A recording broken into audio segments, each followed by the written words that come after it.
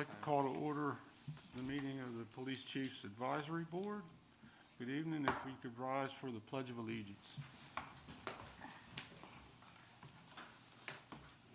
I pledge allegiance to the flag of the United States of America and to the republic for which it stands, one nation, under God, indivisible, with liberty and justice for all.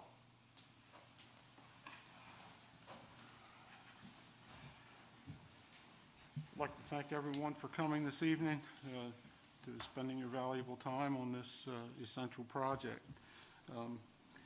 You should have received an email and had time to look over the meeting minutes from the April 22nd meeting. If there are no objections or no revisions to those minutes, I'll accept the motion to approve. So moved, Mr. Chairman. Thank you. I got a motion. If there's no discussion on the motion, I'll take a second. Second motion. Okay. A little bit of housekeeping rules.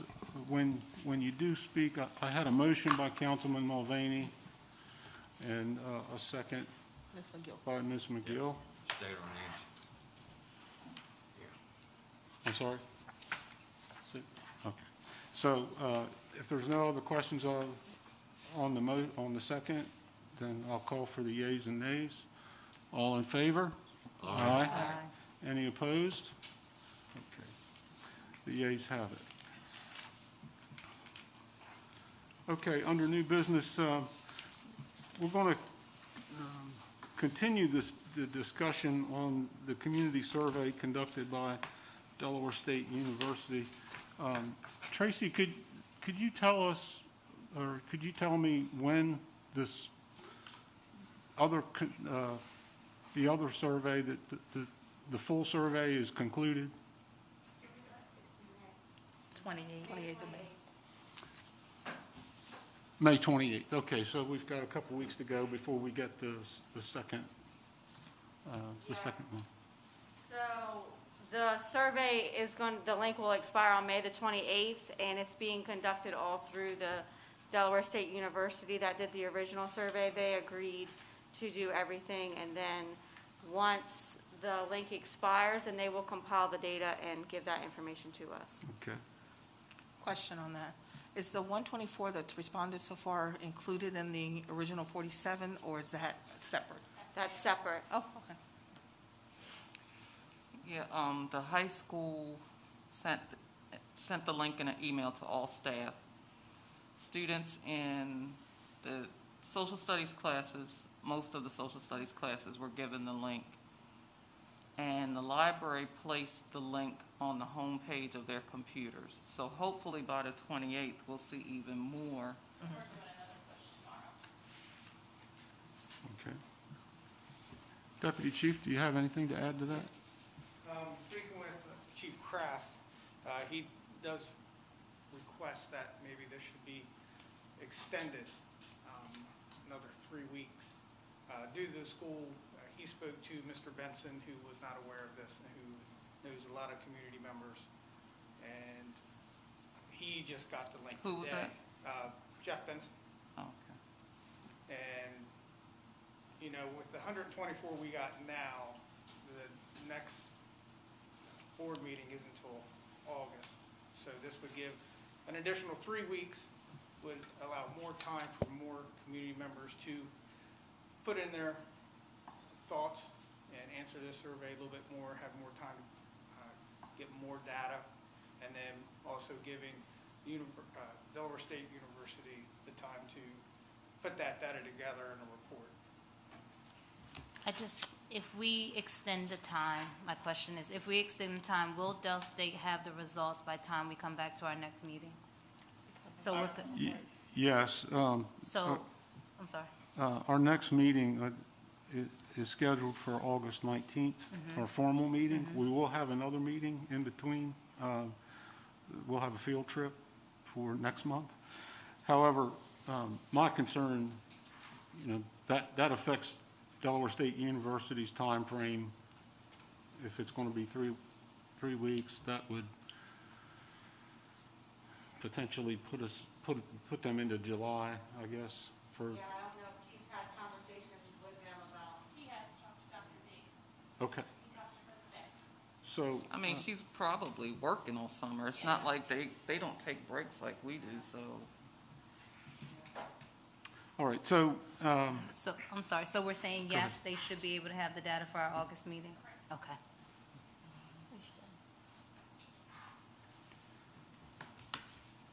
so what I'll do is I'll ask for consensus or ask for a motion to extend the community survey by another 3 weeks. And does anybody, pardon me. That would put the deadline to June 18th. June 18th. Close the business on June 18th. So if there's no objections, or if there be some other, I don't know. if there would be some other discussion on it, I would receive a motion to extend the deadline 3 weeks. So move. Tisha Miller. Ms. Miller? Have a motion from Ms. Miller? Second. And I keep wanting to say Laws. Desiree Moore. I still answer to Laws. Thank you very much. All right. Forever. Yeah. Okay, so I have a motion and a second. All in favor? Aye. Any opposed? Okay, thank you. Under life safety issues and concerns, do you have anything to add, Deputy Chief? So, as we're all sure fully aware, we did have shooting last week down in the North Street area. 2 subjects were involved. We've actually made 1 arrest in that case through some help from one of the community members in that area. But it's basically on a weekly basis now, is what it almost feels like. In the same time period, or that same evening, we were out, myself included, was out till 11, 12 o'clock. We had officers come in and do overtime, just for that area, just for some of the rumors we were hearing, that there was going to be retaliation, even if we were there. Apparently that, it did matter if we were there because nothing happened, fortunately. But we had shooting involved. Fortunately, nobody was hit. And then that same day, there were shots reported fired. So the actions are staying the same. We've increased patrols, doing all of our target enforcement for high crime areas. That's where it's all focusing on right at this point in time. We are conducting criminal investigations of other crimes that are being violated in that area. But we're looking for more involvement from the community. We can't, police, law enforcement itself cannot do this alone. You can't clean that area up without the help of the community.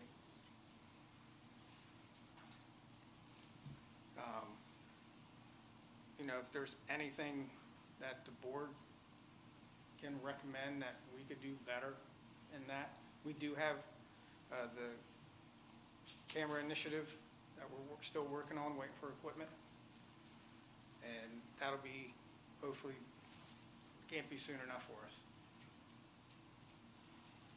You do have more patrolmen patrolling North Street and in that area, right? We do. It's during the day, they're split between the other calls for service, the other needs, traffic complaints that people call in where we have to go run radar. So it's a constant revolving door. We cannot guarantee somebody down there 24 hours a day. We don't have that kind of manpower. the officers are doing the best they can with revolving that out between, people training, sick. We've supplemented a shift this past week that was actually down 2 officers out of their 5. And we had to bring one of our CIDs out on the road. Detectives worked the road to help supplement them so they could still perform some of these duties. Okay, do you have others coming in at the end of June or sometime that are, I say recruits? Excuse me? Do you have any recruits up at, We do have one in the Dover Academy at this time, but by the time she comes out, there's still another 12 weeks before she's by herself. right? Okay. So you're talking another Christmas, pretty much, is when you'll see her out and about. So the question I have is, do you know the timeframes when you all are patrolling? Because it seems like the issue is happening mid-afternoon into the evening, around 8 o'clock at night. Maybe, I think the last shooting, the major shooting over in the park was about 8 o'clock at night. And so my question is, if we're patrolling during the day and the activity is happening in the evening, is that really the support and what's needed at the time? I don't know when you all patrol. So I guess my question is, when do you all have patrol out? And is it during the hours where you all have seen that the activity has really been an increase to where individuals are out more? We are putting out patrols, the special duty or the target enforcement. Those are ranging from the 4 o'clock to 9 o'clock, or 6 to, 4-hour blocks, or 6 to 10. The city council had approved the change of parking signs along the Nutter Park from sunset to sunrise, no parking, which will cut down on the space available for people to park, which hopefully, it's small steps, we'll be able to reduce the amount of crowd is one issue. But they're going to just move over. We're already seeing it with the amount of people. They tend to start parking down North Street. So we're already starting to look at parking situations down there and how we can best resolve that. When it comes to the officers, or target enforcement is out there, it can't be every day, unfortunately. We have a small amount of grant money for that. So that's our main focus with that. They don't go anywhere else. They focus that area. Last week, a shooting around 8 o'clock, we were actually conducting some investigatory actions at that time. So we had more officers in the vicinity of that area when it occurred. Actually, 2 of my officers were actually on a traffic stop 100 yards away, right by the park when that occurred. And they ran across Nutter Park to get over there while the shots were going off. So we're doing our best with what we have. And the time constraints, there's multiple facets of this that we're not trying just to make a presence, because presence only takes care of when we're there. We want to make an impact, and not just one impact. We want to make several. So we're going to be working on this for a couple more weeks. If that kind of, best I can answer your question. I have a question. Do you have standard shifts, like 8 to 4, 4 to 12? Like, what are the shifts for the officers? Our standard is 8 a.m. to 8 p.m., 8 p.m. to 8 a.m. Now, within that, we have an early car that comes in an hour early. We have a nighttime car that comes in at like 4 o'clock in the afternoon, and they'll work 12 or 8 hours. Some shifts, the sergeants kind of So they have to float, because we It's only sort have of the floating. 2 sergeants, so they, depending on needs of the agency at the time, they can shift people a little bit. So if we see a need, and, hey, we need you to come in earlier than 4 o'clock, we'll have them come in. So it's not a stagnant, in other words, nobody works, a straight, 100%, this is it, this is all you're working, these are your hours permanently. It can change. Because ever since I was younger, things do intensify when the weather breaks. So, I mean, I don't know what changes you can make to the schedule, because, I mean, I think we're done. This is spring for sure, Yeah, spring going into summer. and we're trying to get everything done before summer. And I wanted to bring up, in the last 3 weeks, I live on Pine, and I always consider it to be a connecting road to downtown.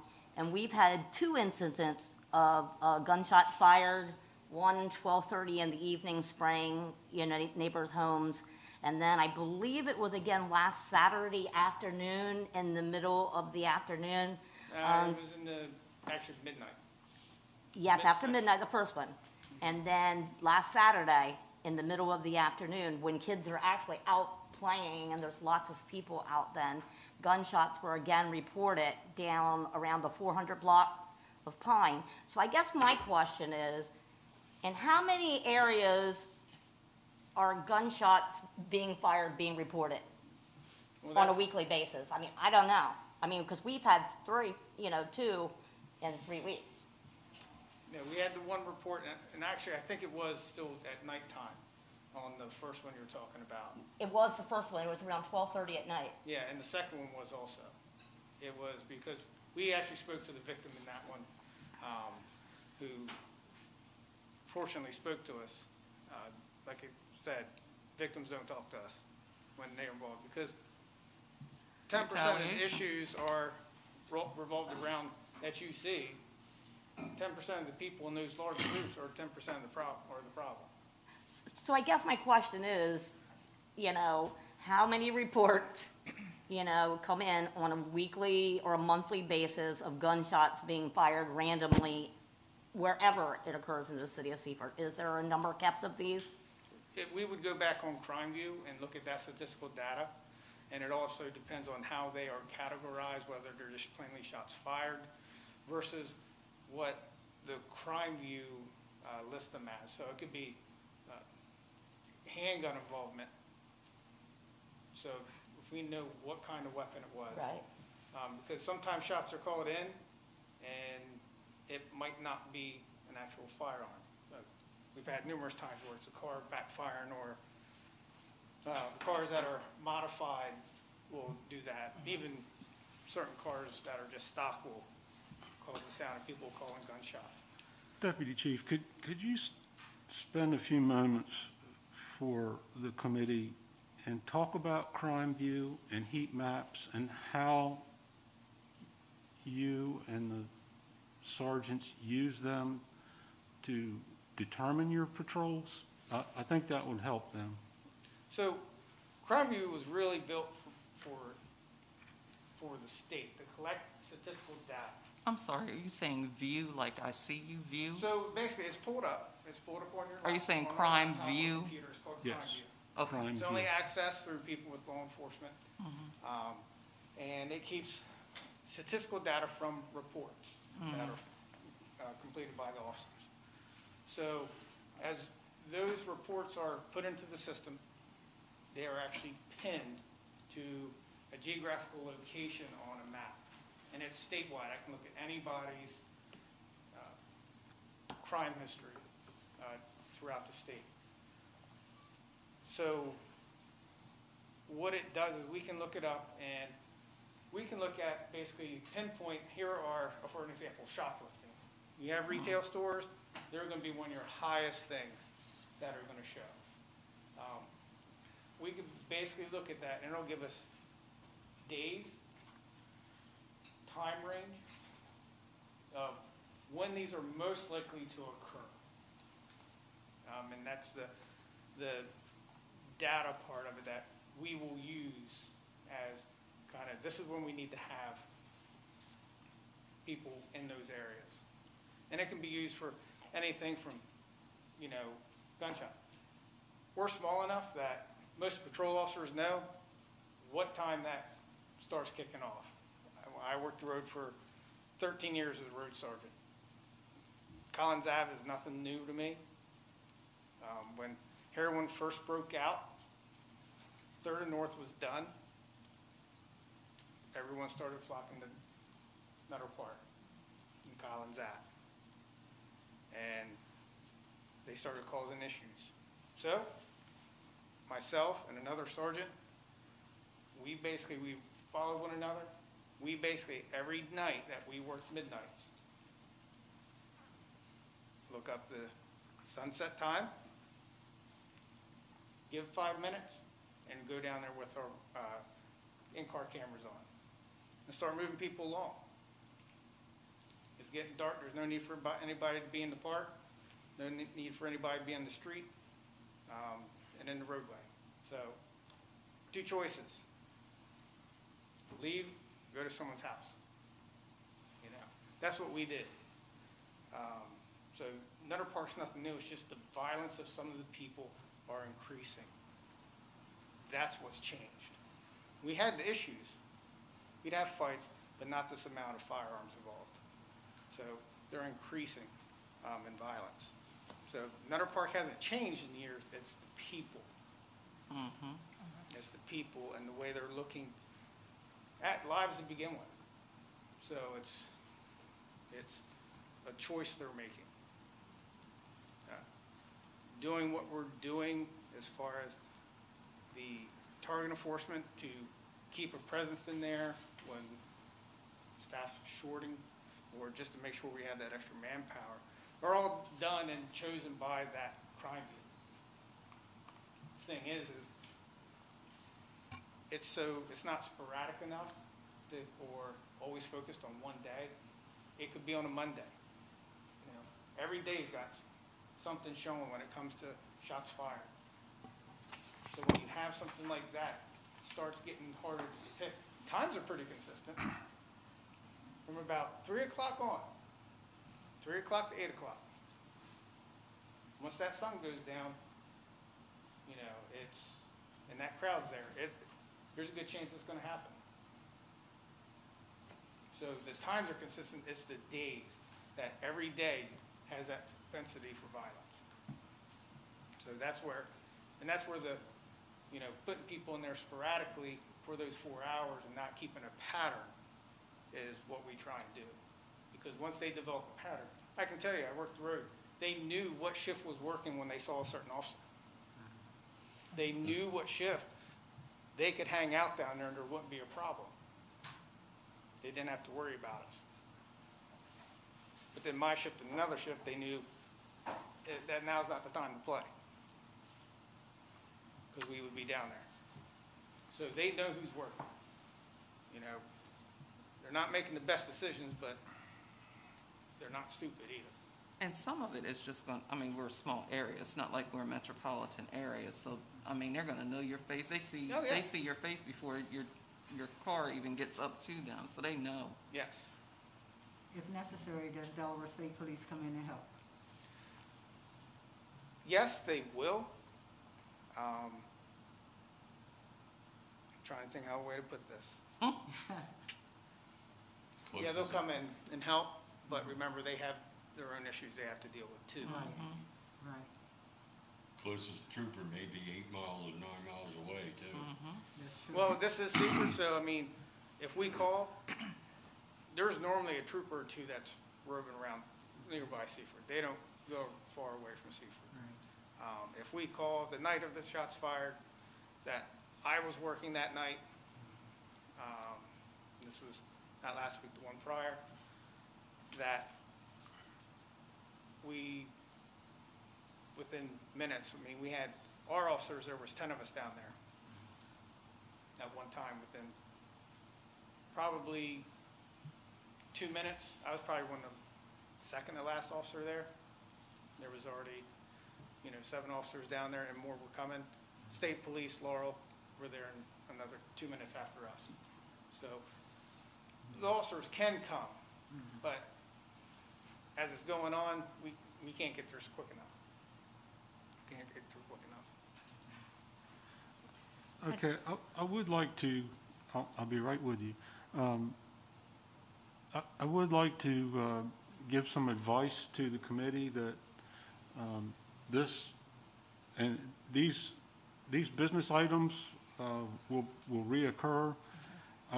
I would advise you to get a hold of people that you have in your sphere of influence or who have influence on you and bring these issues before the chief or the deputy chief, whoever is here. This should be a two-way thing, that we should bring issues to the chief and to the deputy chief, and he's not necessarily here to give a report one way. So I would encourage you to speak with your neighbors, speak with those you have influence with, and those who have influence on you, to bring up these issues, life safety issues, quality of life issues, and traffic safety issues, so that we're here to advise the police department, as well as the police department reporting to us, and even more so, we're supposed to be advising them. So I encourage you to gather issues, and we can bring them before the police department. Tisha, I'm sorry there. Go ahead. No, my only question is, you said that, I think the chief said it the last time he was here, you said it again today, is that you're asking for more community involvement. What does that look like for you from the chief and the police department? Because what it looks like from me may not be the same thing it looks like from you. And so I think that might be a clear understanding of what you all are seeking from the community, as far as community involvement. Because I believe, I'll speak on behalf of myself as a community, a person that lives. So if there have been shots fired, I have called the police. I haven't been looking out my window or anything like that. I haven't been on my front porch. So all I do is hear the gunshots, and I tell, of course, the officer on the phone where they have been. But outside of that, I don't have any other information. They follow up with me, but I don't have any other information but to at least call and say. Or I call and say, there's a huge crowd. Don't know what might happen in a minute, but there's still a huge crowd. And I know the chief told us before that you really can't come out just because they're hanging out, right? Mm-hmm. They have the right to hang out. Yes. But what I think is happening is that hanging out is producing other things happening thereafter. And so, again, let me back up and just say, what are your thoughts about what you're looking for from the community? Like you said, calling the incidences is one thing. But if people are, the old adage is snitches get stitches. And there comes a part where, people got to take a stand and get their community back. What we're seeing is no one's taking a stand. No one wants to be seen with us, because quite frankly, if the community doesn't take a stand, then our efforts, it's just going to be a revolving door. People are going to know. There's the reason why Seaford, why multiple agencies in the past have come to us and said, what is going on in Seaford? All of our narcotics in the Dorchester County are coming out of Seaford. Doesn't mean Seaford City, but Seaford area.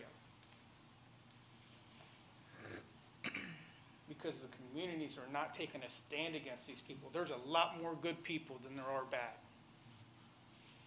And the sooner the good people get together, and we're used as your tool, then we can make a change. I think in a lot of cases, that's easier said than done. It is, because you have a lot of fear. Right. I mean, common sense. If somebody's shooting and they see me talking Exactly. to you, they're coming after me. They don't have to come up to us right then and there. We have no problem. We can talk over the phone. We can talk in private. It does not have to be right there. You can tell me I didn't see nothing, and then the next day you can call me and say. So you're saying that doesn't usually occur? You don't get any next day calls or? Very few. Okay. Very few. Because again, 10% of the problem are the same people who are causing the quality of life issues down there. The majority of the people hanging out are just there to hang out. But the majority of the people that are coming there and hanging out are there to cause problems. They're down there to sell their narcotics. They're down there to cause fights or start trouble or have trouble with somebody else. But nothing fixes itself until eventually somebody has to get past the fear. My next question is, what happens to the perpetrators when they go through the court system? I've done all this. I've called, I've talked to you, I've done all this. 3 days later, I see him walking down the street. So, again, why would I even say anything? He's just gonna get out. So, I mean, I get it. I get what you're saying. And you understand our frustration. Yes, it has to be My frustrating. frustration. And the. So- But that's what, all I'd have to do is see that once. And that's me. All I'd have to do is see that once. So if people see this continuously, I guess my whole point is it's so massive It is. that it can't be the community needs to get involved. It's more than that. It's more, and I can tell you this, and you can pass it on, vote. Because there are people that are doing things so they make it to the next office. Absolutely. Plain and simple. I understand the system itself does work. Is it perfect? No. No. No system is perfect. Why? Because humans are involved in it. So there's always, I got something to say. any system, there's always got to be change to work towards it to be perfect. You never get there, but you're always, as long as you're working. Totally agree. But with an increase in crime, and people are constantly being let out, there are certain crimes that just need to be dealt with, and that person needs to go. They just had it upstate. It involved a child. He was released.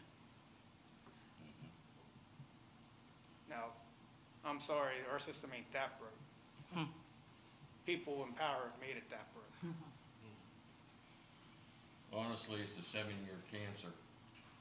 Started January 1, 2014, because I retired August the 13th. That was a new bail law that went into effect. And with the Chief Justice at the time pushing it, the pressure's on the court, because I talk to my colleagues that are still working now, and they're basically forced to make unsecured bail. It's part of the law, part of the Attorney General policy. Why it started, I don't know, but there was a mass of us that got out because we weren't gonna put up with it. There's a criteria, there's a checklist that the judge has to go through to meet all this different criteria. And if the person scores a certain number of points, they are not allowed to make secured bail. It's that simple. It's extremely frustrating. I gave up 3 years left on my appointment to get out because I wasn't going to put up with it. So, I mean, it is very multifaceted. You know, what we tell the officers, and because officers do get discouraged too, Sure. because they see the same people. I mean, we've seen one person who was involved in shooting somebody who got 3 years, was out in 8 months. And he was involved in another shooting shortly after.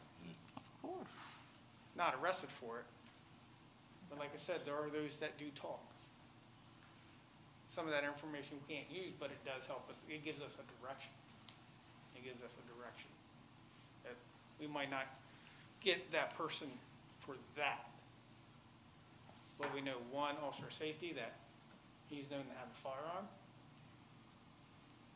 Two, that, you know, if you see that person getting in a vehicle, maybe that vehicle, you can get some probable cause to stop. And, you know, you have to work a little bit, you know, follow the law, do your work a little bit, and get them another way. You know, so we do get discouraged too. So we understand, you know, people's frustration, their reluctancy,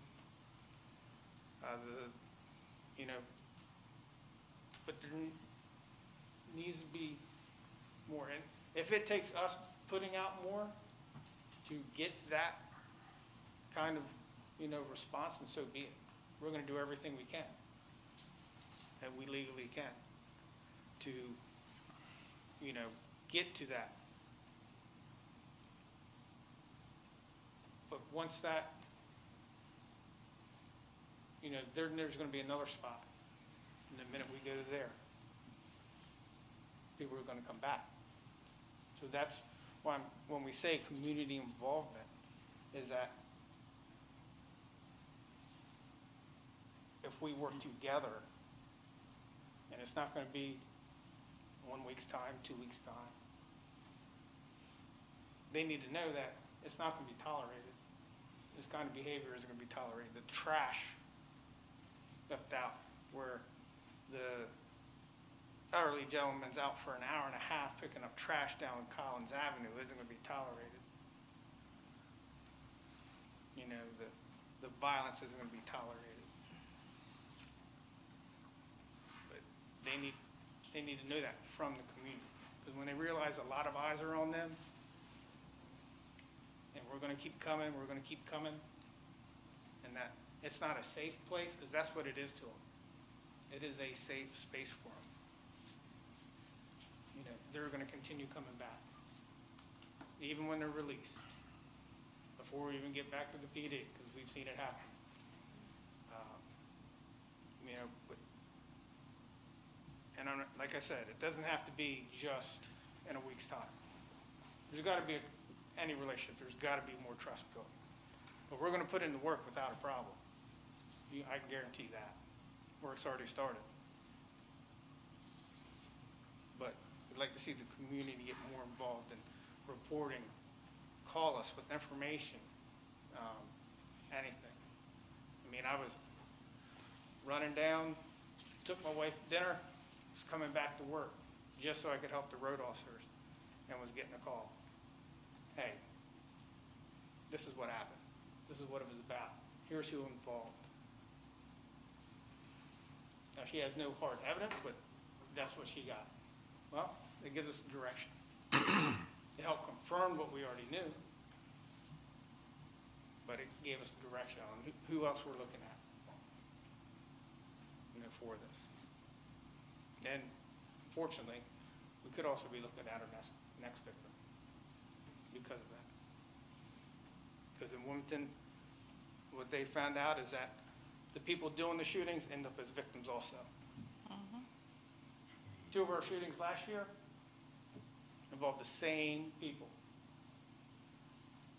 Same people. So, you know, that's what we mean by community involvement. I have a question. You had talked about the crime view. Is it possible that the council here can see, not necessarily actually I guess it's more or less the data for the Seaford area? Actually, that's actually on every agenda. Yeah, I can speak to that if you don't mind. Yeah. At every meeting, I submit a report to the council, and it is in print, and it can be looked at, and snippets of crime view data are actually in the report, showing days of the week, time of day of certain classes of violations. There's traffic, there's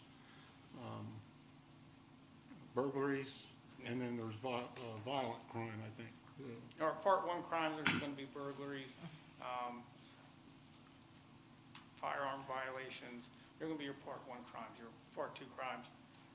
If we counted all the shopliftings, it'd be horrendous, but basically, you know, vehicle break-ins, your property crimes, criminal mischief disorder, stuff like that. So the chief does that every 2 weeks. Right. And it is available. I believe, he will do, when we do anything from Crime View, we do hotspots on the mapping. It just gives you a general area. Of course, just like anything else, the darker the red, that's where a majority of your complaints are. And that's based on where they're called in, based on not actually the exact location, because crime might have happened down the street, but the person who called it in is this address. Well, so it's kind of a little bit skewed, but it just kind of gives an area.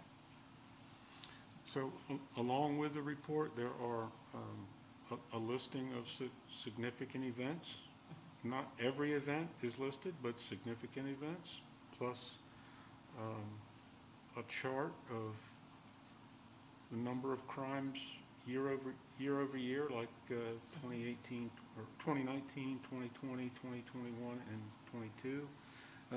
It might drop off. It might just be 19, 20, and 21. It might, because then the page gets too big. So there is a lot of information on it, and the chief does a great job. It's not my report. It's actually his report. It's after the fire department's report, and when you go to the section where it says police and fire reports in the meeting minutes. So that is available. It's twice a month it's available. So yeah, if you can't sleep one night, you get it out. Because it is a lot of information, and it could be useful for this body.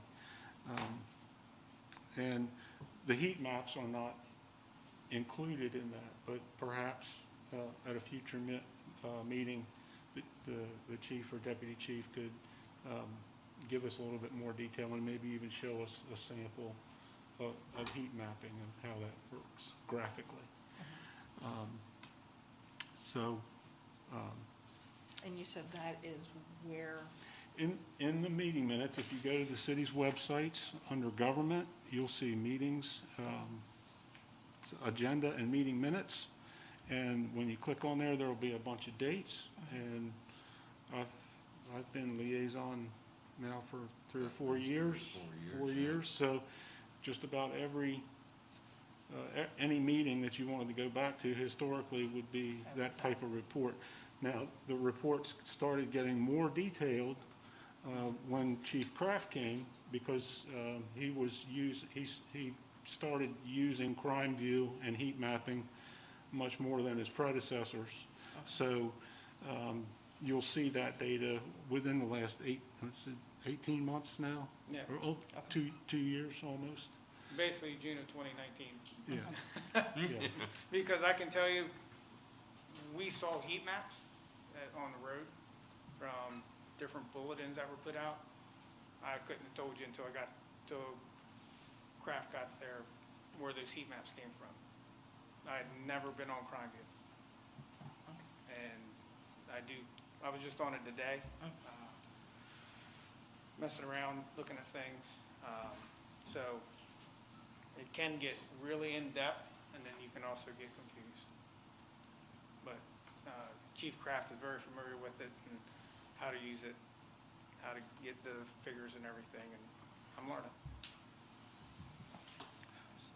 And back on the bail issues, the biggest change is in what's called pre-trial detainees. They're the ones that initially get arrested, and that's when the checklist comes into effect, and that's when they get the unsecured bond. It's all started with the overcrowding in the prisons. It was what started the whole wave of getting people on the street with predominantly property crimes, but then it evolved into any kind of crime. If they were a pre-trial detainee, they were subject to this checklist that the judge has to use. And so that's how it all happened, unfortunately. It's clear by the number of clergy that we have here that we have a number of broader social and cultural issues that go beyond the city of Seaford. So that's why it's really, really challenging for us as a body to limit our scope as far as, you know, we want to draw a line in the sand for our community. That's where we got to start, and we can move on beyond that. The task is daunting, and sometimes it's discouraging, but it's work that is worth doing nonetheless. And I believe, Atisha, you're right. I mean, there's a certain element of hesitancy throughout the city. I think we're concentrating quite rightly on the hottest crime area in the city, but there are other areas that do experience these problems, but it seems to be most severe in the North Street and Collins Avenue area, because that's what we've seen the most of recently. And historically, I mean, let's face it, for the last 30 or 40 years, that's been the hub of the crime activity since the mid-'80s to present day. It seems to, you tamp it down and it pops up again. It's like fighting a forest fire. But yeah, I can see as influential as you are, it's important to encourage the citizens, the residents, and the business owners to be courageous and to make the reports, get into a dialogue with the police department, and encourage others to do just the same thing. So we've touched on life safety issues and concerns, and it's kind of melded into quality of life. Definitely. If there's any other input, these are going to be recurring. I'll make the suggestion to put these 3 items under old business unless there's something new that comes up within that heading.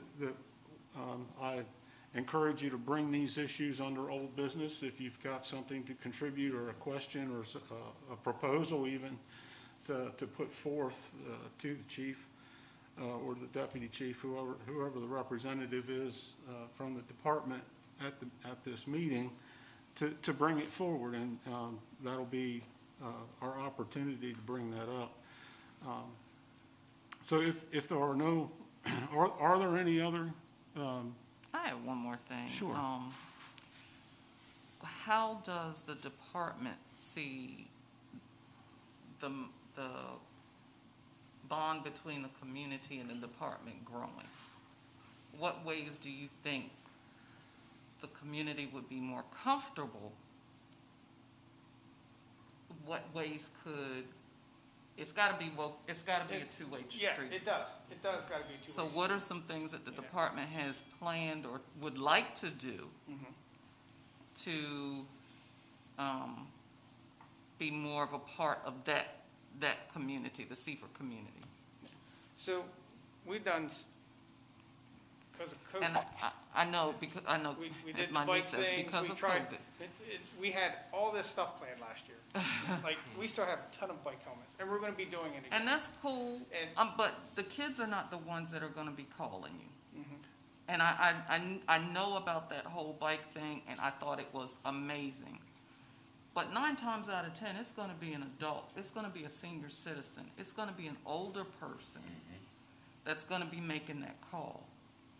And I don't want the things with the kids to stop, but I don't have a solution, and I hate to bring things up when I don't have a solution, but it's gotta be some way for the older people in the community to feel that sense of trust. Trust is the key.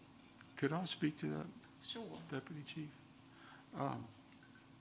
By the way, Deputy Chief Mike Rappa has not been properly introduced to the body. I'm sure that most of you know him, but maybe some of you haven't met him formally, so I can't we think of we his name, appreciate but you I know coming his up. face, yeah. So, if I could, one of the things I'm most proud of about the Seaford Police Department is Chief Kraft's initiative to bring the department into a more reflective and diverse department. Absolutely. A department that Absolutely. resembles the community. Absolutely. So, and I think that trend is continuing. So, to speak, to put it out there to everybody that's watching and to all of the panel, that is one of the greatest achievements that we've had, is to bring on diversity into Absolutely. the department. And that will open the door to trust and encourage people to be able to reach out. So I think that's a major step. It It's is. not, it's not going to solve every issue, but I think that that's a major achievement of the department in the last couple of years. It is. Since being in this position and starting in 2019, we've had more diversity tests at our department than I have seen ever. And I've been with the department, for those who don't know, except I'm halfway through my 24th year. So, been here for a little bit. So this is the most diverse as far as applicants we've ever seen. Of course, we'd always love to have more applicants, but the applicants we're getting are more diverse. We actually just hired a subject to take a call taker position who lives right in Seaford. He's a Haitian descent. Of course, he speaks reads, writes 3 different languages. We just had a young man who's young. He's not 21 yet. That came in, did a tour. He's from Seaford. He's looking to apply. Looks like he would definitely be a good fit. Like to see him, try out, see where he gets in the testing. So we've definitely increased the whole adage of, if people in your community see officers that resemble them, as somebody that I can say myself to them, then they're going to be more likely to get involved, more likely to apply with your agency. That's what we didn't have before. And we're getting a lot more of that. So that will slowly build rapport, because people feel a little bit more comfortable to talk to those officers. Then, of course, where those officers are, there's another officer, that's going to be of another culture, another race. Then they're going to end up striking conversation. At that same time. Is there anything else you can think of? I know you don't have anything planned. It like- comes down to, like you said, two-way street. Is one, we have to engage the community, and I wouldn't say force the conversation, but strike up the conversation, and they have to be reciprocating in that. Doesn't have to be long, just short, brief conversations continually. So then they get to know the officer a little bit at a time, and then the officer get to know. It doesn't have to be a long half-hour conversation, just a little bit. Can I share some things that they have been doing? So Chief Kraft and I have had some communication about dialogue and trust with the police officers. And part of that was, I told the chief, you have officers in this community that don't even have their windows down. They're sitting in the community, windows up, patrolling everything. We've waved from our church step, and they just kept riding by. And I understand they have a job to do, is what I told the chief. But he did start telling them, if you're gonna sit out there, roll your windows down, and I have seen that. Okay. So, when the officer has been out there, it has simply been, the window has been down, I will wave and he will wave, and then maybe we'll strike up the conversation. Your officer, what again, or who again? I'm the pastor of this church again. When they're on our church property, because I roll up anytime I want on the church property, and if they're there, then I come around. There were 2 officers after that shooting. I said, I'm the pastor. You all are here patrolling what's going on today, anything I need to know about. They told me who they were, and they continued to sit around and say, well, no one's out here because we're out here, but we'll be out here for a while and then we'll go away. And so I think, and then also I do remember Chief had individuals walking North Street that one time, just a couple officers together walking North Street. The kids were out there having a ball with them. Right? And I think that's wonderful, but what I'm saying is the adults were watching too, though. Right. So the Right. kids were the one interacting, but the Right. adults were watching, And right? that builds the trust. Yes, and so if that can continue, That's such perfect. as, That's the kind of thing I was looking for. Yes. That's exactly what I was looking for. and also other police departments have a night out. Yeah. I can't tell you how great Milford does a night out. You know, and I'm not comparing whatever. All I'm saying is there's a night out, and it's not at the police station. It is in the community where the police are there and the community is there, because no one's going to the police station for a night out. Yeah, Milford has it in that park. They have done, and I don't know if you all have listened to the community feedback in Milford. I have people that live there, and I communicate with some of the officers that I know. A couple of it doesn't matter. My point is, sorry, going into more detail than I have to.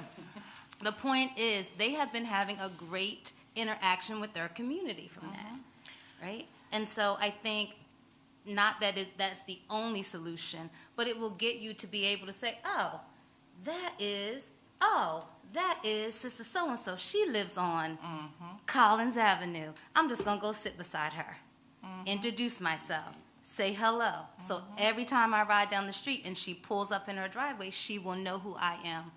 And therefore, maybe she will call me when there's a situation. There is that getting to know each other. If I can call you by name, that's relationship. If I just say, hey, officer, then I don't know what you're trying to get from me besides I don't know anything, right? And I believe in the past that has been,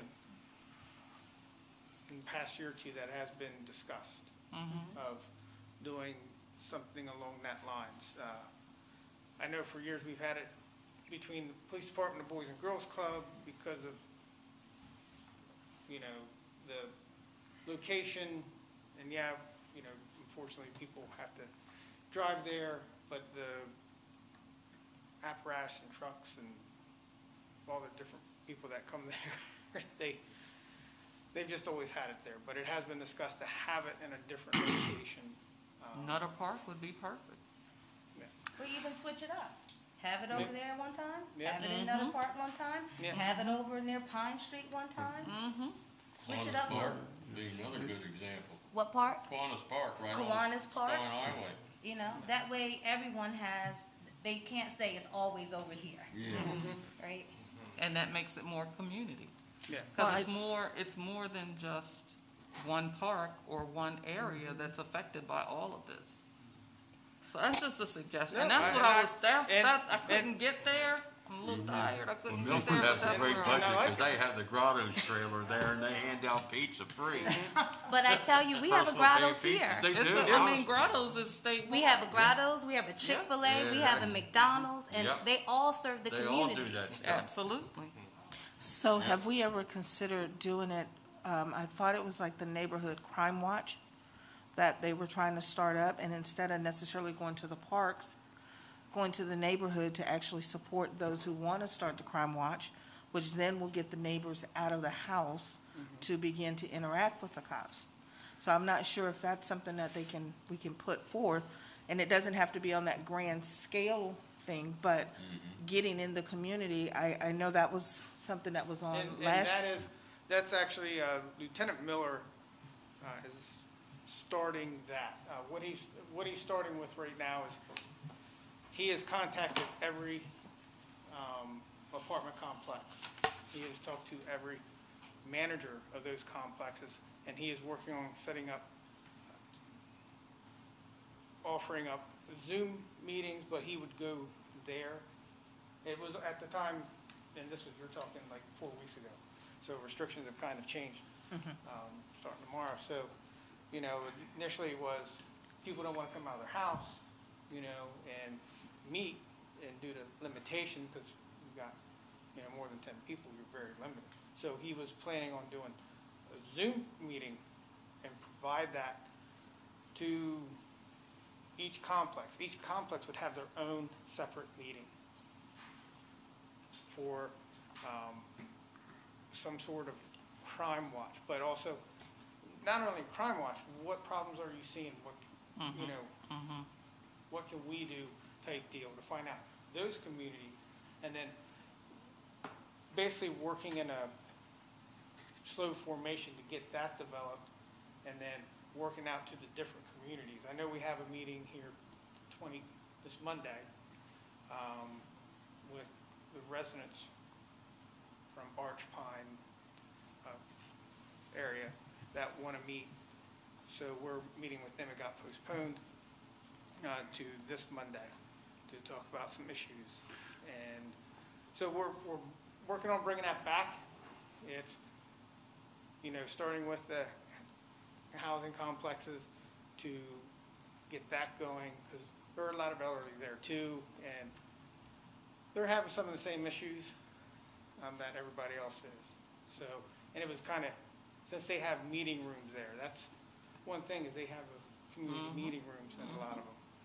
But, it, you know, just working on that and starting one in each community or neighborhood, you know, that's going to take a little bit more work, because you have to find those people who want to kind of be that representative in that area. And, you know, those type of volunteers are, you know, not like yourselves. So do they have, is there a community crime watch already established in areas? There was. The Arch Street, Pine Street area has one that was instituted. It's been inactive, and I think that's the purpose of the meeting, is to reinstitute it and get it reinvigorated, because it was very well organized. And all the infrastructure's in place, and I think that the chief would like to try to maybe model that and assist in Lieutenant Miller. Yes, because myself, the chief, and Lieutenant Miller are going to be here Monday night. To you know, propagate that throughout the city. And I don't know if there's any other formal, I don't know of any other formal neighborhood watch that exists. This was the only one I knew of 24 years ago. It was active. And it was maybe inactive in the recent years, in the last couple of years, maybe? Grace was involved from the beginning. Former Councilwoman Grace Peterson was She ran the spearhead of it, and she I'd ran say it it's been a very, good 5 to 7 years. She was really in it. it may have been, you know, within the past couple of years. So, and, you know, our whole administration, I mean, myself included, you know, we were basically working the road up into 2 years ago for myself.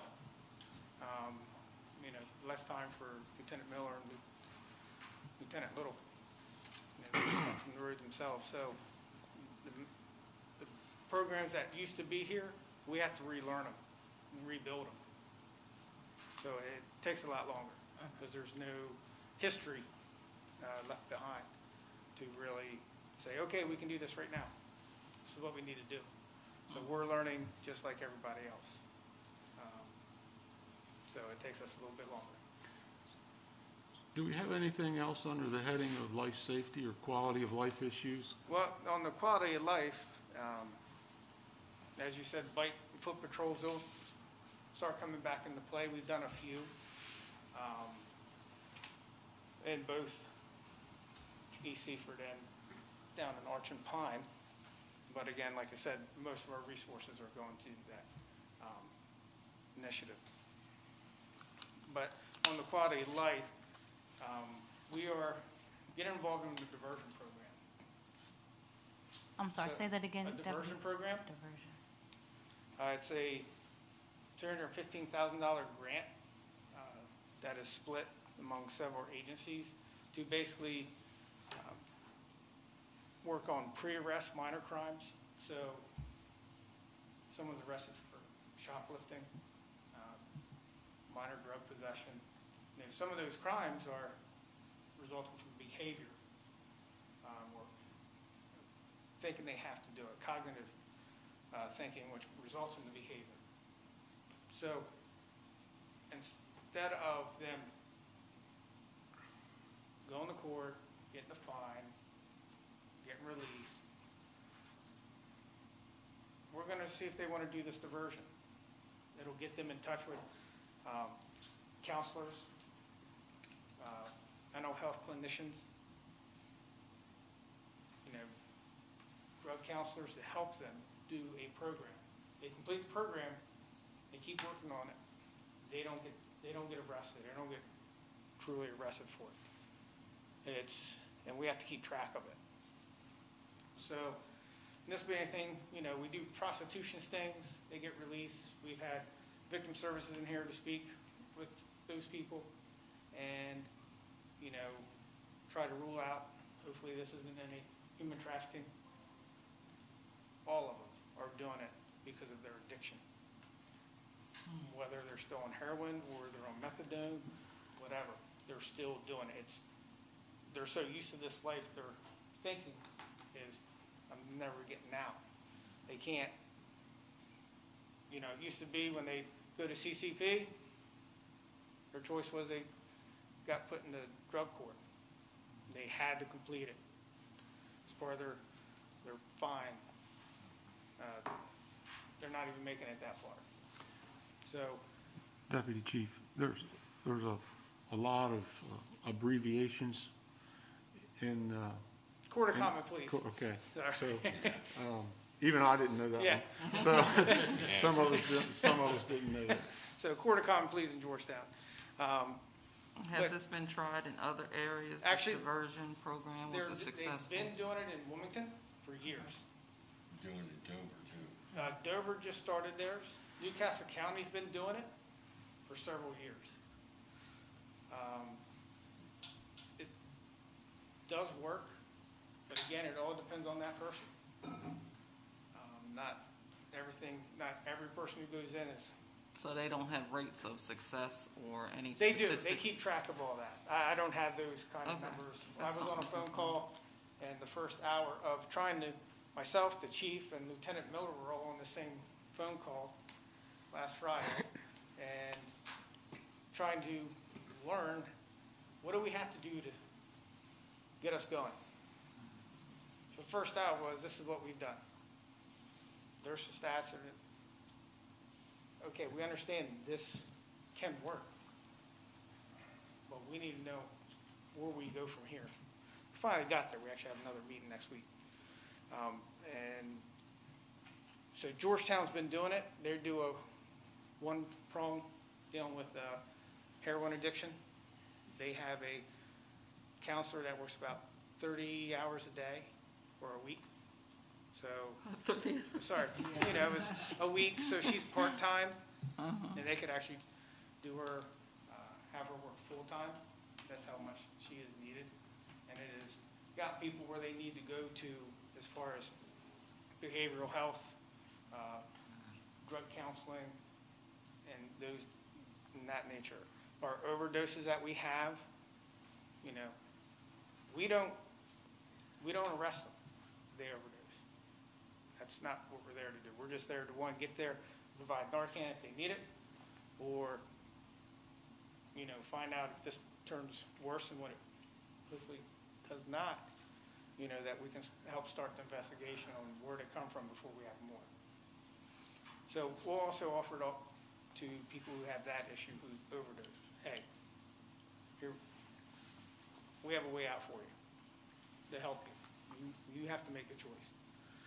So we're going to be starting that in the next few months of starting to work on that and getting it going. So, and it's going to be, like I said, used for multitude of things, very, very minor crimes, simple drug possession, the prostitutes if they're picked up.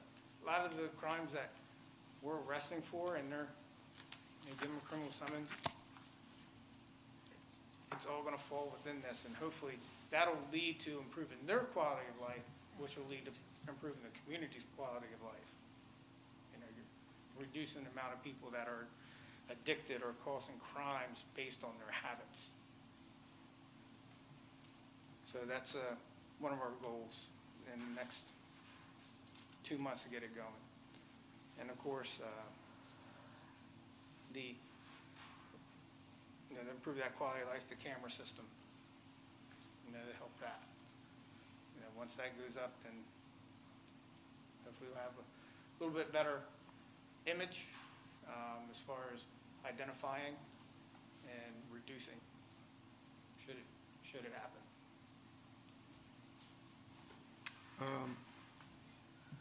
And to add to that, Deputy Chief, the chief and I have discussed on the lines of your community involvement type things, some sort of agreement with residents that would share, not live stream, but be able to share data from Ring cameras and other security cameras that neighbors may have, so that they could have a registry that this person has a Ring camera or this person has a camera on their property. And then if it was pinned and there was a crime nearby, the police department could request to see it. It wouldn't be a mandatory thing. It would just be a community cooperation type thing. So that's one of the other things that, in the coming months that will come out. I think that would be well received. So, it would just be a registry for the police department to know who has cameras outside. And that'd be another way to get involved, to say, hey, you can come, if there was a crime nearby, you could come and look at my Ring camera or whatever surveillance device you have. So that's another idea that I support. I don't know what the legal things are, but hopefully you'll be able to do something like that in the near future. So anything else? Quality of life? Okay. Any other questions on quality of life? Then we'll move on. Can you tell us a couple of things you've done citywide under traffic safety? Traffic safety is, we've got the city's approval to lower the speed limit signs on Arch, in between from Market over to Pine to 15. We've probably received more, our complaints for speed have gone down. Our complaints about the reduction has gone up because of the inconvenience. Let me speak with the chief. That's a good thing. Yes, it's an inconvenience, but we're slowing people down.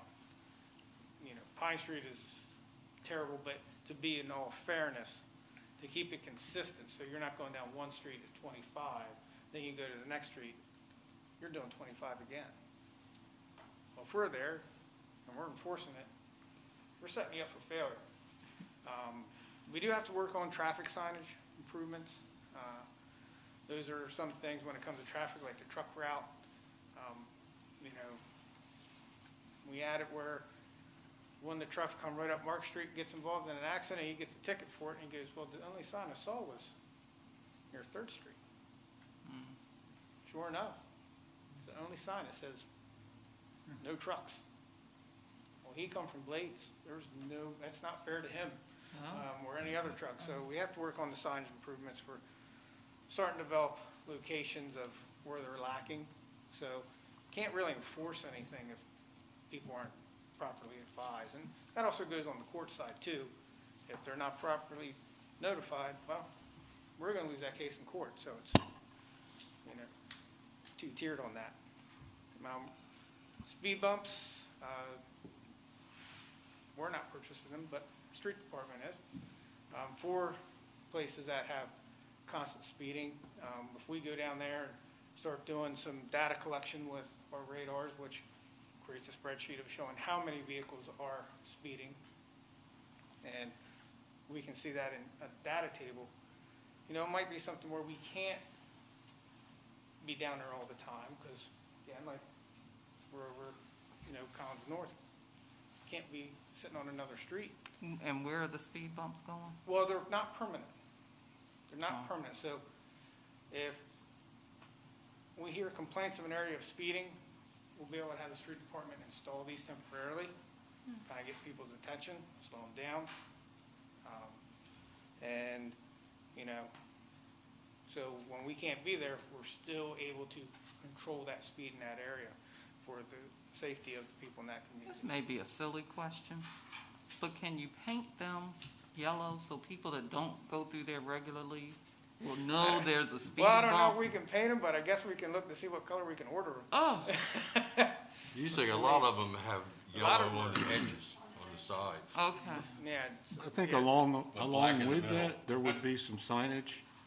The Yeah, speed speed bumps bumps. ahead. There would bump be, ahead. there would be some signage. Yeah, I there's- hate going through a neighborhood that you're not familiar with, and then all of a sudden, Yeah, a lot of times you get the speed bumps that are plastic are either yellow or orange.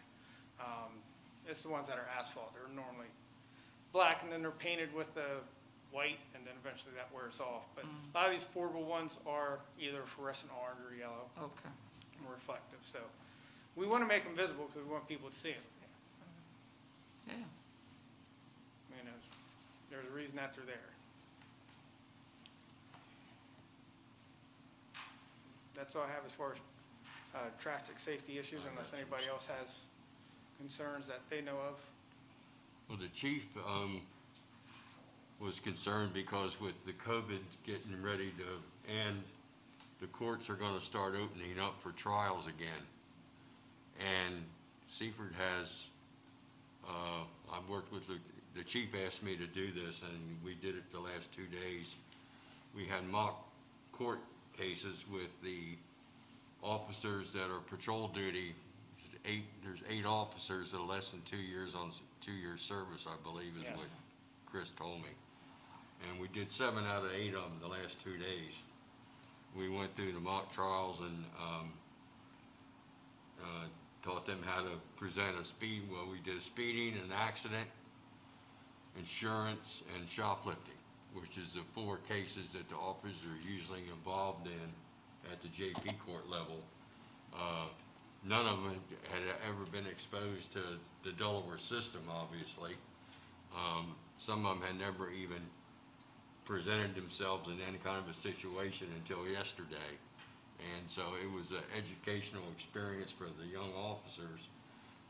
We had a lot of fun with it too. It was, Lieutenant Miller is a great defense attorney and victim, and he had those officers so rattled it was unbelievable. But the reason that they're doing that is because they're going to start doing a lot more with stationary radar in trouble spots, and that's when people are going to get contested. And in fact, he actually told the newer officers, said the best thing to do is when you need to catch up on your paperwork in the patrol car, like late at night or something. There's certain places in town that's the Audubon. Specifically Stein Highway westbound, as the cars are going out of the city. There's the constant problem of people blowing that turn lane and going right straight through to pass a bunch of cars that were sitting at the red light. The speed limit doesn't change until 40 miles an hour right past my house. And Representative Short has been complaining about it too.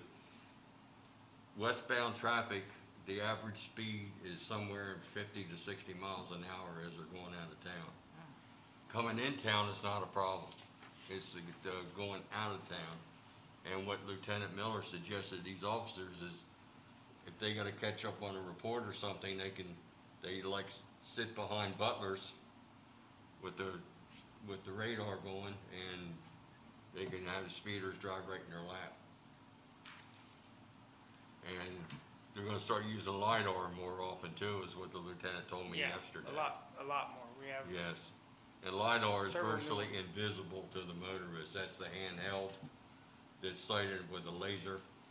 And, that's a caught you big time.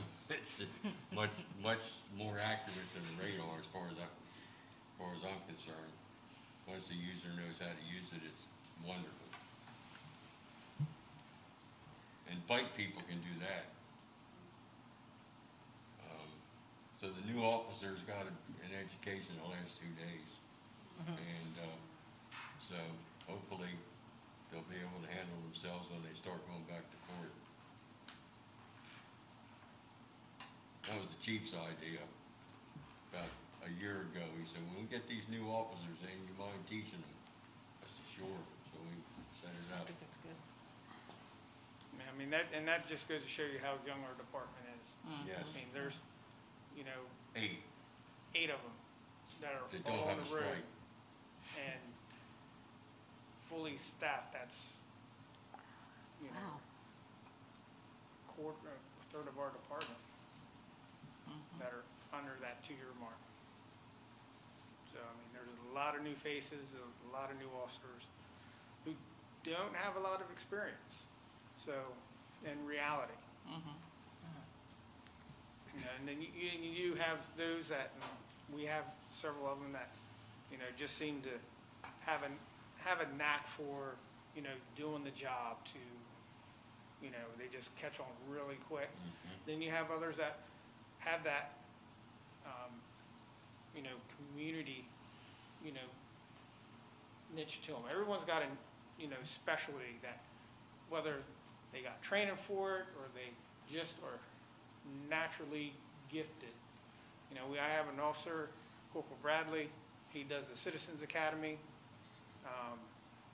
which we'll be doing in June. He can talk to anybody. I mean, somewhere, he knows somebody you know. He just has a niche. Patrolman Dice. He's really new, but no one is a stranger to him. He's always been No that one. way. He will ask you questions, and he will get you to talk. And he just has everybody, there's no one I've not seen that does not like that man. He just has a niche for people. So, I mean, everyone's got a niche.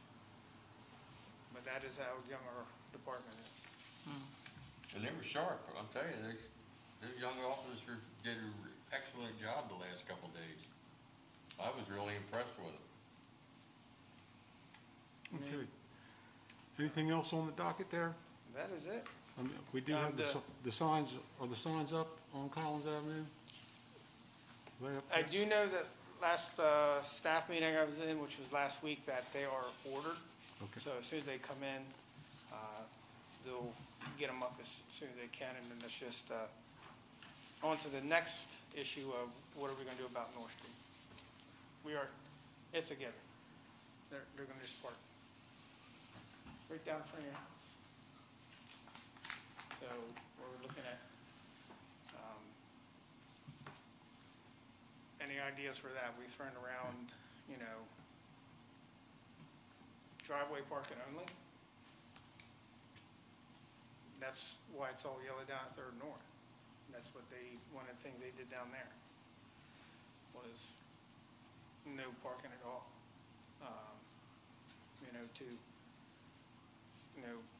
If you have to park, if you have guests, to, provide a permit, but, that you would have in your window, so then officers know, hey, they live there, they're allowing their guests to park in there. I was just about to say, have you talked to the residents of that street to see what And that's the they? thing is, I think actually past the vacant lot on North Street, every house along that are rentals. Are rentals. All 5. So, and then, Going towards the highway? yes. And then everything on your right is past right before the church at 317? The 317 right next door to the church, Moore Street? We're 431, so it's 425 next to us. 425, that's a rental. Then the church property, then up to Mrs. Ricketts, or the house on the corner is a rental. Then Miss Ricketts owns hers, and the house past hers is a rental. So it But would affect them. those, as long back as I can remember, those have always been rental properties. The ones you're talking about have always been rental properties. So you're saying you would need to talk to the owner or the people that live there? It would really be The- how it worked with the no parking, how we sent out a letter to everyone who lived on Collins Ave, the property owners, not necessarily the renter. Gotcha.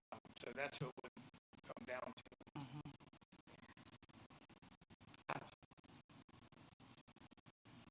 Because we see it now. We see it now. Chandler, Collins gets filled up. Needing Collins gets filled up.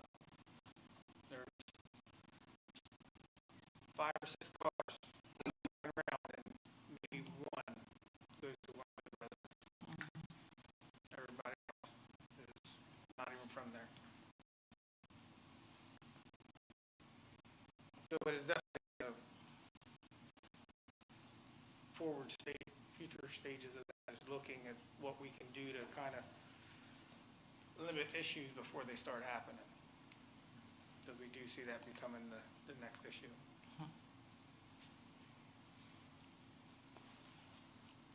Thank you, Mike. Deputy Chief. Sorry.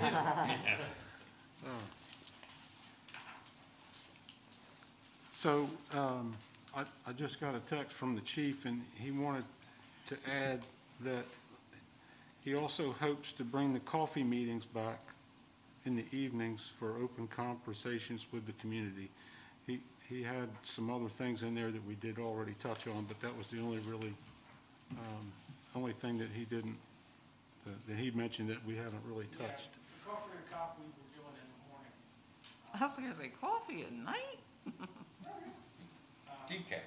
You can get whatever you want, but, we were doing the coffee with the cop in the morning. Oh, okay, that's cool. Okay, we have some old business, and that's to settle the terms for members. And for those members that were absent at the first meeting, we have 3 vacancies for terms. We have 2 one-year vacancies and 1 3-year vacancy. So we can do it by lots, or you can fight it among yourselves. So, Mr. James, or Pastor, and Pastor. Oh, my God. Rock, paper, scissors.